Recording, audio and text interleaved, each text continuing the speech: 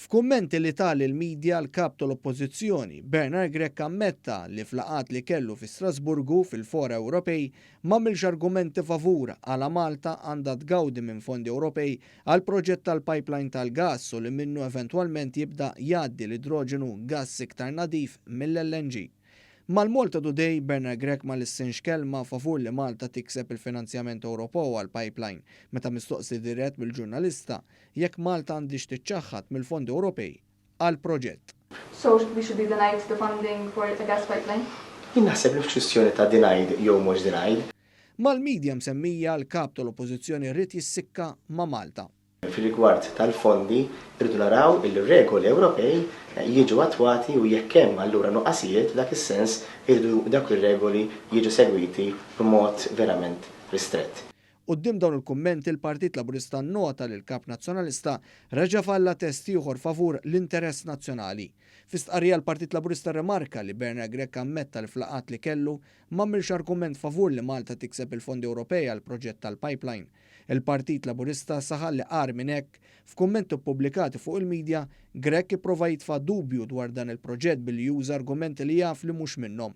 Il-Partit Laburista nnota li kif kien diġà spjegat mill-entitajiet kompetenti meta l-proġett tal-pipeline jimmaterjalizza ikun il-poplu Malti wawċ ikollu li jgawdi minn arja iktar nadifa, diversifikazzjoni fis-sorsi tal-enerġija u anke prezzijiet tal-enerġija stabbli. Il-Partit Laburista fakka li s-sit uniku tal-proġett tal-pipeline se tkun kumpanija tal-Istat. Bekk il-Partit Laburista saħaq li kull kumment ieħor ta' Bernard Grech jixet li mhux biss irid iqarra iżda ma jitlifx okkażjoni waħda biex jipprova jfixkel il-pajjiż bilha li jimmina l-ħidma tal-Gvern favur il-Maltin u l-Awċin. Id-differenza bejn il-Partit Laburista u l-Partit Nazzjonalista fejn jidħol interess nazzjonali qatt ma ħarġet ċara daqskemm ħarġet fl-aħħar 48 siegħa qal il-Partit Laburista. Il-kummenti ta' Grech li jiġdu li margumentax favur il-proġett tal-pipeline tal-gass waslu wara l-konklużjoni ta' negozjati li jipprovdu qafas leġislattiv li jagħti l-opportunità lil Malta u Ċipru, pajjiżi iżolati ġeografikament mill-kontinent Ewropew biex japplikaw deroga li permezz tagħha jkunu jistgħu jgawdu minn fondi Ewropej biex jinvestu f'din l-infrastruttura.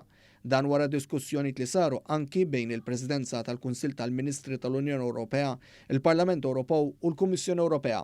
Lejn l-aħħar tas-sena li għaddiet Malta kienet innegozjat l-argumenti tagħha b'suċċess fil-Kunsill tal-Ministri qabel dawn in-negozjati fosthom li dan il-proġett tal-pipeline huwa kruċjali biex ikun hemm livell indaqs ma' stati membri oħra u biex jgħin li l-Gvern u l-Unjoni Ewropea jilħqu l-miri ambizzjużi tagħhom tad-dekarbonizzazzjoni.